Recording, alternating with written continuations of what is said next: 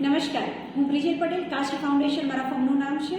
હું પોતે tarot card reader, reiki master, spiritual healer, mobile numerologist તેમજ ચાઇલ્ડ સાયકોલોજીસ્ટ છું.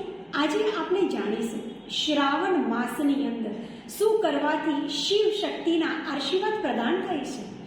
તો શિવ શક્તિના જો આશીર્વાદ ખરેખર તમે પ્રદાન કરવા માંગતા હો ને, તો શ્રાવણ માસની અંદર એક બીલીપત્રનું ઝાડ તમારા ઘરની પાસે તમારે તેનો ગ્રોથ કરવો જોઈએ.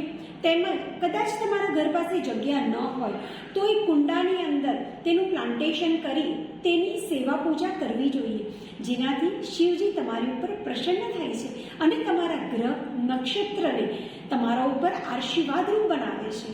બીજી વસ્તુ, તમારો જે ઈશાન ખૂણો છે કે તમારો ઈસ્ટ નોર્થનો જે કોર્નર છે ઘરનો, તેને તમારે બ્લુ કલરથી ડેકોરેટ કરવો જોઈએ અને ત્યાં તાંબાના લોટામાં પાણી ભરી અને મૂકવું જોઈએ અને એની અંદર બીલીપત્ર પધરાવવા જોઈએ, જેનાથી તમારા જીવનની અંદર જેમ પાણી વહેતું રહે છે ને, તેમ તમારા જીવનનો પ્રેમ પણ વહેતો રહે છે.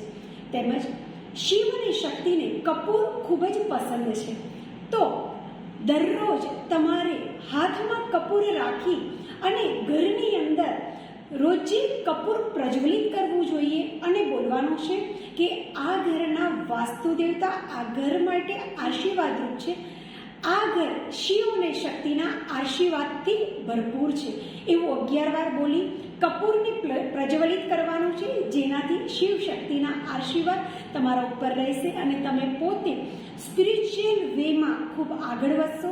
તમારો ફાઇનાન્શિયલી ગ્રોથ ખૂબ સારો થશે, તમારું સ્વાસ્થ્ય ખૂબ જ સારું રહેશે, તેમજ તમારા કુટુંબીજનો પણ ખૂબ જ સારી રીતે તમારી સાથે બોન્ડિંગ રહેશે. તમારા જીવનની અંદર રિલેશનશિપની અંદર પણ તમને સક્સેસ મળશે, ફાઇનાન્શિયલી પણ સક્સેસ મળશે. ઓવરઓલ તમારા જીવનમાં ખૂબ જ સકારાત્મક ઉર્જા પ્રાપ્ત થશે. Thank you.